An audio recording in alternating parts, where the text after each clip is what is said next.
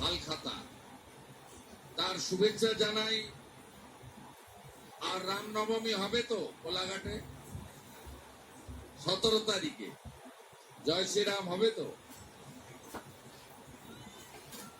তাই আপনাদের এই প্রীতিপূর্ণ সম্ভাষণ জানিয়ে আমাদের এখানে বক্তব্য রেখে ময়না বিধানসভা কেন্দ্রের কর্মসূচিতে এগিয়ে গেছেন বিধায়িকা সভানেত্রী শ্রীমতী তাপসী মণ্ডল মহোদয়া। আমাদের মধ্যে ছিলেন এবং তিনিও এই মিটিংয়ে এগিয়ে যাচ্ছেন। তার পরিচয় কি নতুন করে দেওয়ার দরকার আছে? মান্যবর অভিজিৎ গাঙ্গুলির পরিচয় আলাদা করে দেওয়ার দরকার আছে? এই রাজ্যে চাকরি চোরেদের যিনি ধরেছেন, চাকরি দুর্নীতি যিনি কঠিনভাবে পর্দা ফাঁস করেছেন, যার নামে শাসকেরা কাঁপে, সেই আমাদের প্রার্থী অভিজিৎ গাঙ্গুলি, তাকে আমি শ্রদ্ধা, শুভেচ্ছা, অভিনন্দন জানাই। মঞ্চে আমাদের ইনচার্জ বর্ষিয়ান নেতা অনুপম মল্লিক আছেন, রাজ্য কমিটির সদস্য। নির্বাচনে এই বিধানসভা কেন্দ্রে যাকে আপনাদের দেখভাল করার দায়িত্ব দেওয়া হয়েছে, মান্যবর শ্যামল মাইতি মহোদয় আছেন। আমাদের সঞ্চালক জিএস সোমনাথ ভাই, বিরোধী দলনেতা এবং জেলা পরিষদ এবং সাধারণ সম্পাদক বামদেব গুচ্ছাইত রয়েছেন। সহসভাপতি জেলার আপনাদের এই বিধানসভা কেন্দ্রের নেতা শিক্ষক দেবব্রত পট্টনায়ক রয়েছেন।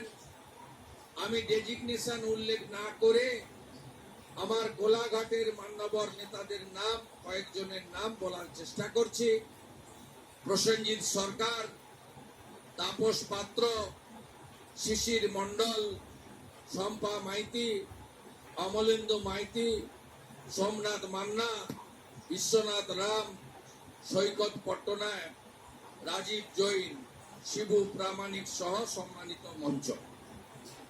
আপনারা জানেন যে আমরা তমলুক লোকসভা কেন্দ্র, যে লোকসভা কেন্দ্র থেকে আমি 3 বার প্রতিদ্বন্দ্বিতা করেছি এবং 2009 সালে 1,73,000 ভোটে আর 2014 সালে 2,46,511 ভোটে এই কেন্দ্র থেকে আমি নির্বাচিত হয়েছি। তাই এই এলাকার সামগ্রিকভাবে মানুষজন, এলাকার ভৌগোলিক অবস্থান, এলাকায় কোথায় কোথায় বড় বড় স্কুল আছে, কোথায় কোথায় বড় বড় ধর্মীয় প্রতিষ্ঠান আছে, কোন এলাকা কিসের জন্য বিখ্যাত, কোন এলাকায় কি ধরনের কৃষিকার্য হয়, কোন এলাকার মানুষ কি কাজ করে, মোটামুটি একটা ধারণা আপনাদের বন্ধু শুভেন্দু অধিকারীর আছে। আমি আপনাদের কাছে আবেদন করতে চাই যে ভারতবর্ষের যশস্বী প্রধানমন্ত্রী নরেন্দ্র দামোদর দাস মোদী, তিনি বিচারপতি সম্মানীয় অবসরপ্রাপ্ত অভিজিৎ গাঙ্গুলিকে এই কেন্দ্রে মনোনীত করেছেন।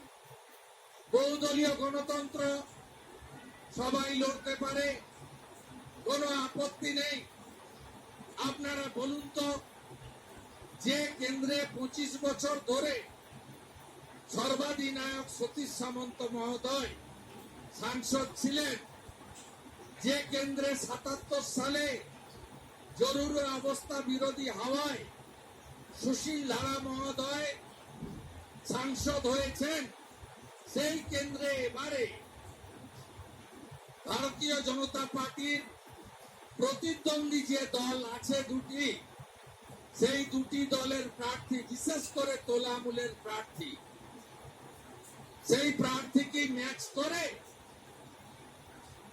আরে তমলুকের লোক, শিক্ষা দীক্ষা রুচি অনেক উচ্চ স্তরে, আপনাদের সচেতনতা বিবেক বুদ্ধি অনেক উঁচু স্তরে আপনাদের। তার কারণ একটা সময় মহামতি গোখলে বলতেন, what Bengal things today rest of the India things tomorrow. অর্থাৎ বাংলা করলে দাঁড়ায়, মহামতি গোখলে বলেছেন আজকে বাংলা যা ভাবে আগামী দিনে ভারতবর্ষ তাই ভাবে। সেই সময় বরেণ্য নেতা স্বাধীনতা সংগ্রামী চিত্তরঞ্জন দাস তিনি বলতেন, মেদিনীপুর যা আজকে ভাবে বাংলা আগামীকাল তা ভাবে। এটা চিত্তরঞ্জন দাসের কথা। আমরা তো কেউ 47-এ স্বাধীনতা পাইনি।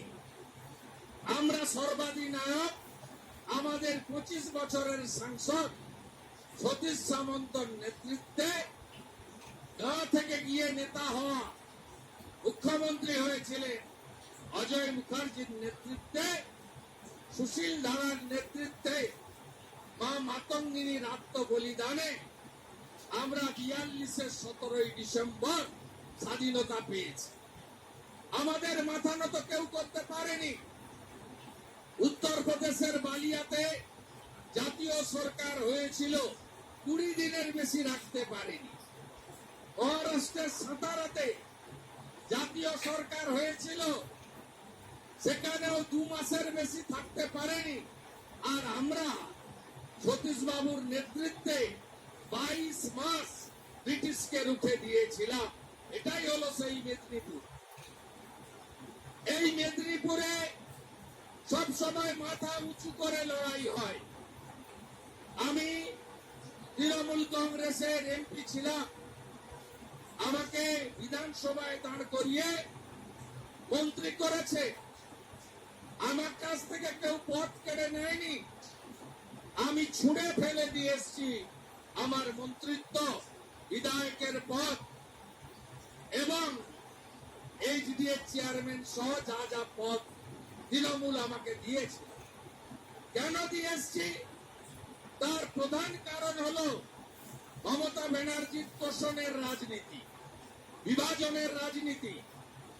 এই দেখছেন না, রামনবমী আসবে, কোন অন্য ধর্মের লোক বলছে না, অন্য ধর্মের লোক বলছে না যে রামনবমীতে অশান্তি হবে। এই ভদ্র মহিলা সব জায়গায় ঘুরে ঘুরে বলছে রামনবমী আসবে, 17 তারিখ ভোটের আগে দাঙ্গা করবে। এই লোকটা আপনার গোটা পশ্চিমবঙ্গে বিভাজনের রাজনীতি করেন, তাই তার সঙ্গ আমি ছেড়েছি। এবং সাথে সাথে 11 সালের আগে বলতো আমার কোনো পরিবার নেই, আমার পরিবার আপনারা জনগণ। মা যতদিন জীবিত আছেন মায়ের সেবা করি, মা চলে যাওয়ার পরে পশ্চিমবাংলার জনগণই হলো আমার পরিবার। এটা মাননীয়া পিসিমণির কথা ছিল 11-র আগে। আমরা খেটে খুটে কি লড়াই হয়েছে আপনারা বর্ষিয়ান লোকেরা আপনারা জানেন। কি লড়াইটা আমরা করেছি। এই জেলা থেকেই তৎকালীন বামফ্রন্টের 235, আমরা 30, 2009 সালে 5ই জানুয়ারি ফিরোজা বিবিকে উপনির্বাচনে জিতিয়ে আমরা এই দম্ভ আগের সরকারের ভেঙে দিয়েছিলাম। কারণ মেদিনীপুর এটা পারে, মেদিনীপুর পারে নন্দীগ্রামের কৃষক আন্দোলন করতে, মেদিনীপুর পারে বামপন্থীদের খাদ্য আন্দোলন বাতে ভাগা আন্দোলন করতে, রুই বেচে কাঠ বেচে লাঙ্গল চার জমি তার, আমরাই পারি মেদিনীপুর। আজকে নিজের ভাইপো আলালের দুলাল দিল্লিতে ছিল। 11 সালে আমরা খেটে খুটে নন্দীগ্রামে 42 জন লোক মরেছে, গোটা রাজ্যে হাজার হাজার লোক মরেছে।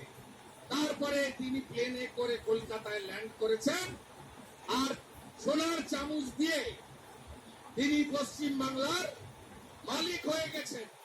তাই তৃণমূল কংগ্রেসের নেত্রী যখন তার পরিবারের মধ্যে ঢুকেছে, পরিবারবাদ এই রাজ্যে স্থাপন করার চেষ্টা করেছে, তখন আপনাদের সেবক শুভেন্দু তাকে ছেড়ে দিয়ে লড়াইয়ের মাঠে এসেছে। আপনারা দেখেছেন 2021 সালে আমাকে সর্বভারতীয় নেতারা বললেন, আগে নাম ঘোষণা হয়েছে মমতা ব্যানার্জি, নিজেই ঘোষণা করেছে। 2021-এর 18 জানুয়ারি নন্দীগ্রামে বেখালিতে বললেন আমি দাঁড়াবো, আমার বড় বোন ভবানীপুর, ছোট বোন নন্দীগ্রাম। আমি বলিনি, আপনি এসেছেন আমার জায়গায়, আমাকে আমাদের নেতারা বলেছেন যাও তুমি ওখানে লড়ো, তোমাকে পরীক্ষা দিতে হবে। আমি কাঁধে তো দায়িত্ব তুলে নিয়েছি। 65,000 সংখ্যালঘু ভোট, 24% তাদের কাছে গিয়ে 20 মিশিয়ে প্রচার করেছি মমতা ব্যানার্জি। সিএএ মানে এনআরসি, ডিটেনশন ক্যাম্প, সবাইকে তাড়িয়ে দেবে। বিজেপি মানে হিন্দুদের পার্টি, বিজেপি আপনাদের দেখবে না। আমি সেই কেন্দ্রে 1956 ভোটে মমতা ব্যানার্জিকে পরাজিত করেছি। তারপরে আপনারা 3 বছরের লড়াই দেখেছেন, আমার একার লড়াই নয়, আপনাদের সবার লড়াই। সায়ন বাবু ভোর 5:30টায় ফুলবাজারে যতই ঘুরুন, বড় ফুলেই সব ভোট পড়বে। তা হাতুড়িতে কেউ ভোট দেবে না, কারণ আপনাদের নেতা সূর্য মিশ্র 11 সালে বিরোধী দল নেতা ছিল। অনেক বামপন্থীরা বিজেপিতে এসছেন, আপনি বলুন লড়াই ছিল সেদিন? সেদিন বামপন্থী বিরোধী দল নেতা মমতা ব্যানার্জির সঙ্গে লড়েছে? উত্তর না। সেটিং। মীনাক্ষী আর সায়নরা চিৎকার করে চোর ধরো জেল ভরো, আর মীনাক্ষীর জ্যাঠা সীতারাম ইয়েচুরি কয়লা ভাইপোর সঙ্গে মুম্বাইতে, বাঙ্গালোরে, দিল্লিতে মিটিং, সিটিং, ফিটিং, ইটিং করে, তাই তো? তাই একমাত্র ভারতীয় জনতা পার্টি নরেন্দ্র মোদীজির লড়াই, না খাউঙ্গা না খানে দুঙ্গা, এই লড়াইতে আমরা লড়েছিলাম বলে চাকরি চোরেরা জেলে গেছে। 150 কেজি ওজনের মোটা পার্থ, তার হাঁটুর বয়সী মেয়ে অর্পিতা 51 কোটি টাকা সহ ধরা পড়ে জেলের ভিতরে চলে গেছে।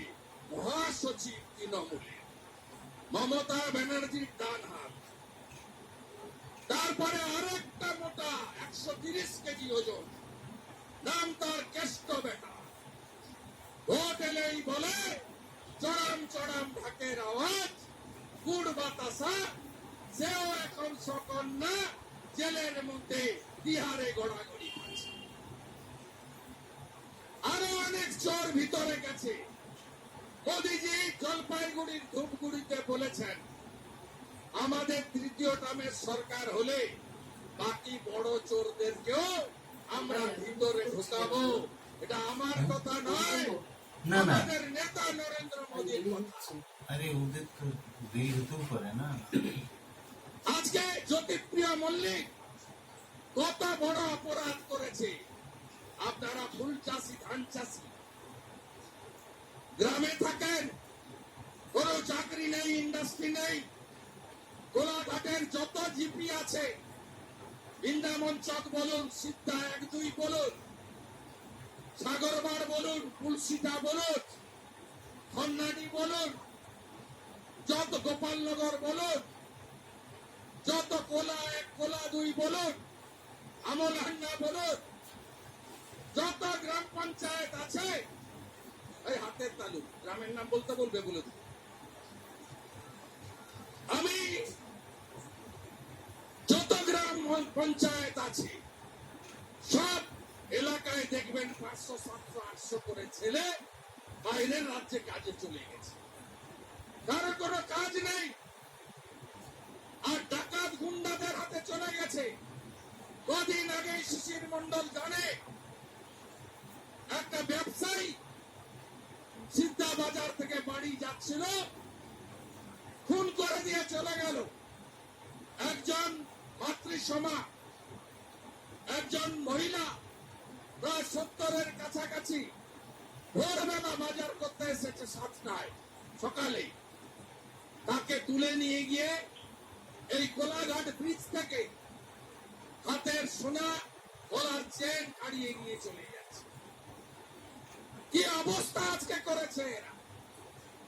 এখানে হাফ মন্ত্রী আছে, এই হাফ মন্ত্রী একটা কাজও জীবনে করতে পারেনি। যতগুলো বিদ্যালয় দেখছেন, আমি যখন এমপি এইচডিএ চেয়ারম্যান ছিলাম, উন্নয়নের কাজ হয়েছে। একটা হল বানিয়েছি, আলোকিত করেছি বাজারগুলোকে।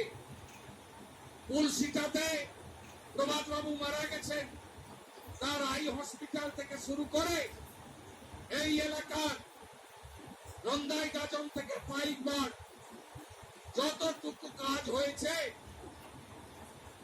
আমাদের সময় বা আমার নেতৃত্বে হয়েছে।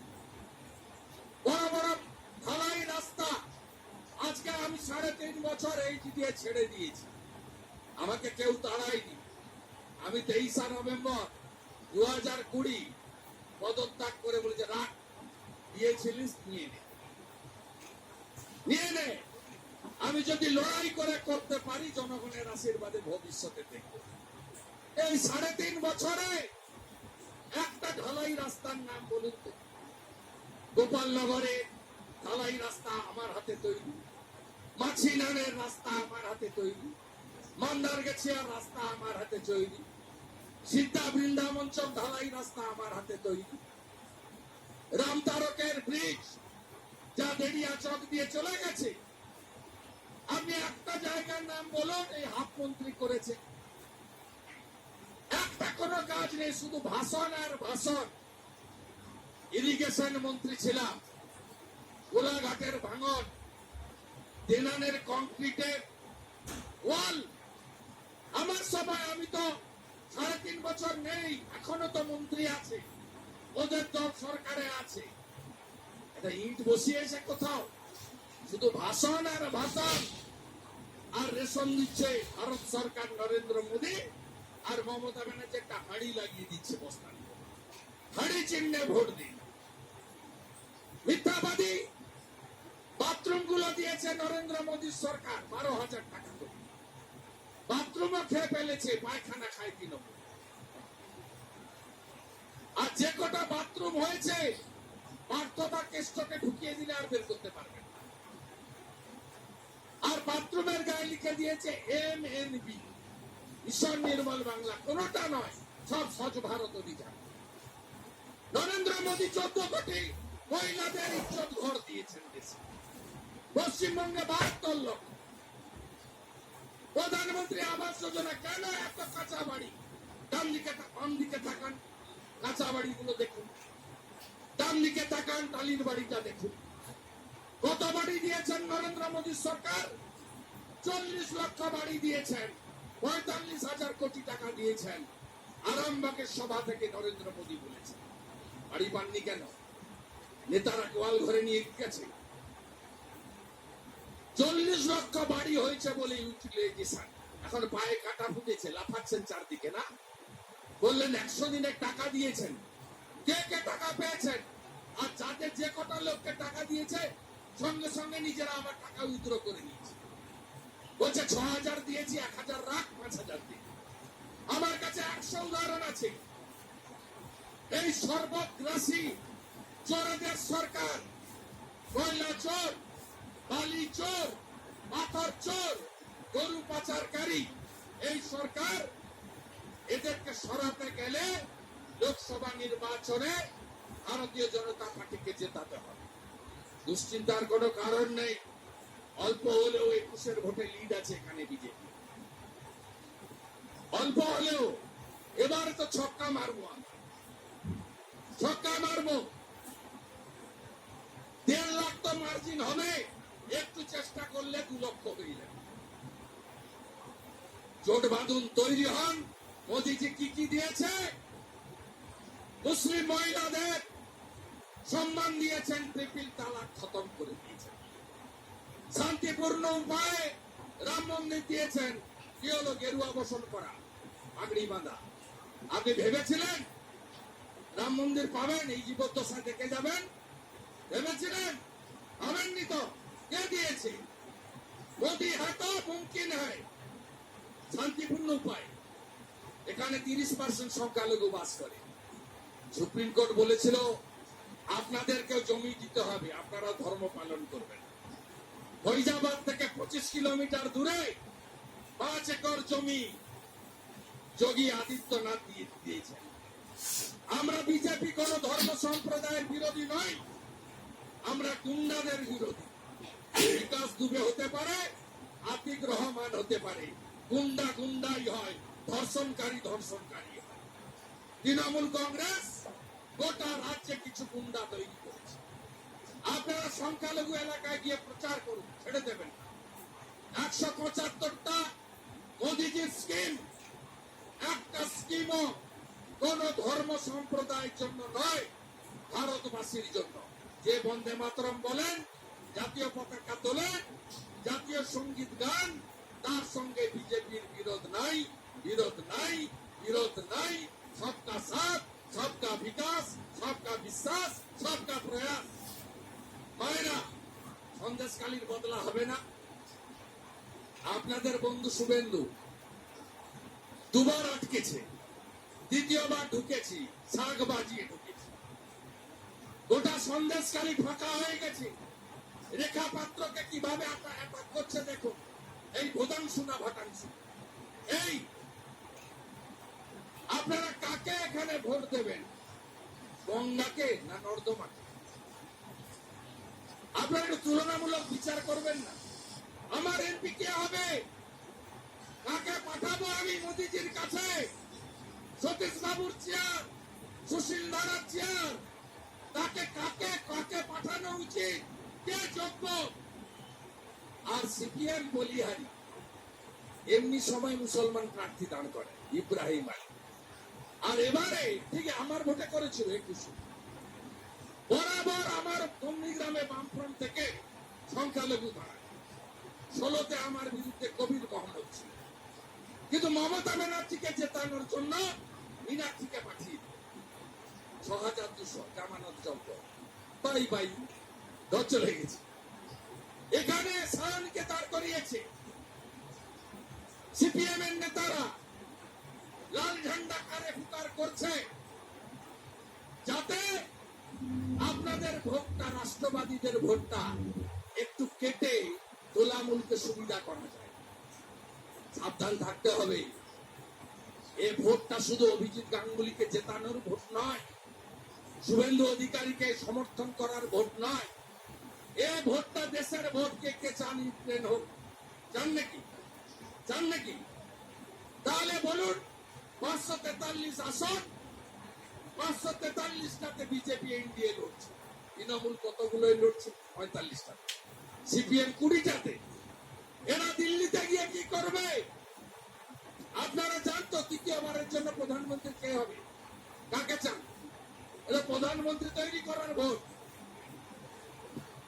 এইবার এইবার এইবার এইবার এইবার এইবার এইবার 400 পার করাতে হবে। তাতে যদি তমলুক না থাকে, আপনি জানেন ডক্টর ভীমরাও আম্বেদকরের যে সংবিধান তৈরি করার কমিটি হয়েছিল, তাতে মেম্বার কে ছিল জানেন?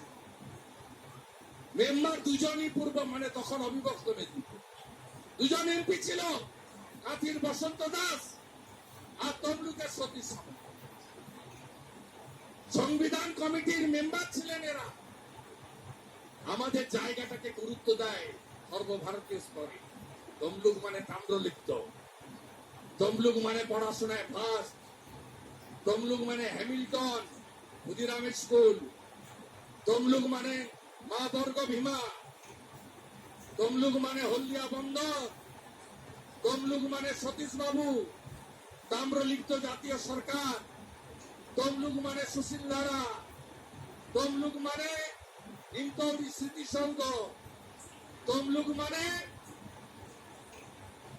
আপনারা জানেন তমলুকের গরিমা উচ্চতা। তাই জোট বাঁধন তৈরি হন, পঞ্চায়েতের ভোট নিয়ে ভাববেন না।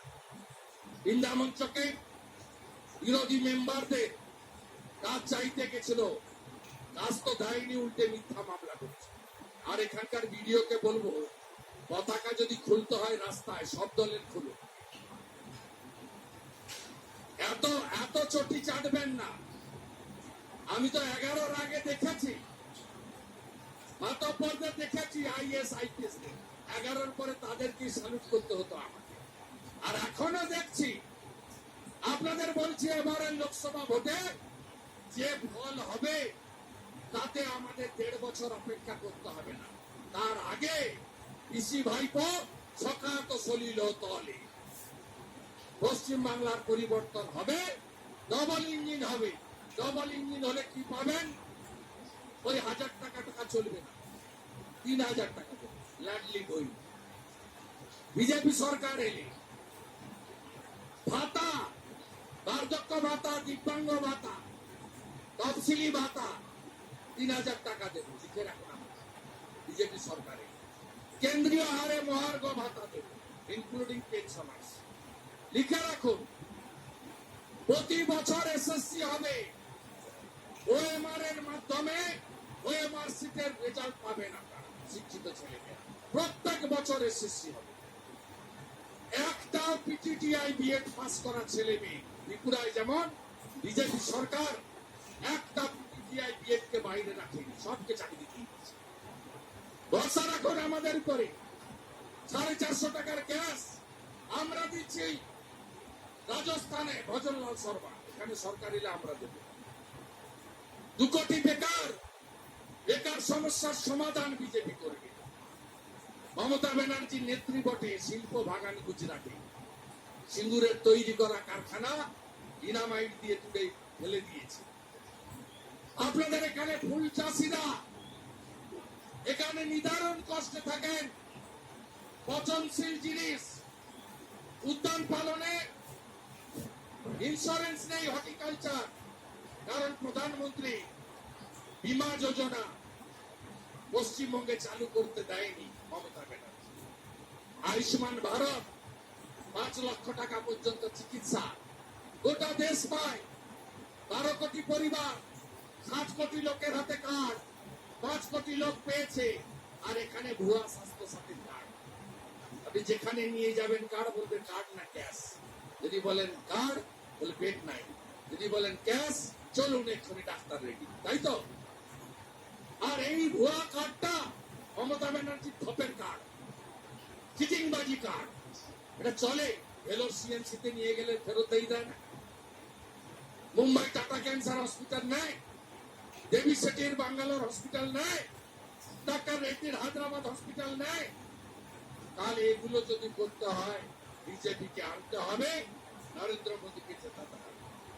মারা সন্দেশখালীর বদলা হবে তো?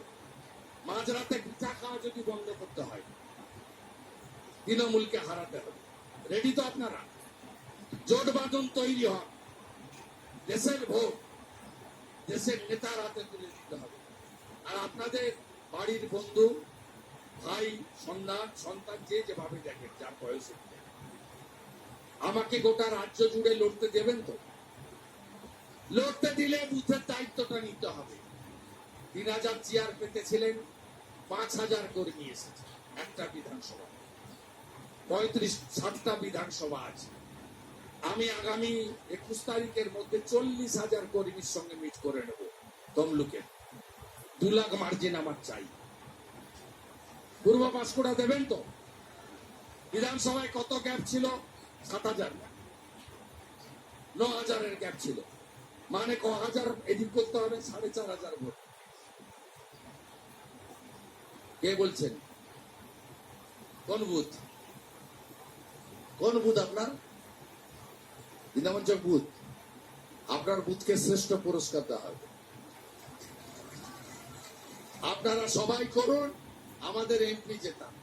আর অভিজিৎ গাঙ্গুলির মতো সম্মানীয় লোক আগস্টে রিটায়ারমেন্ট করার কথা ছিল।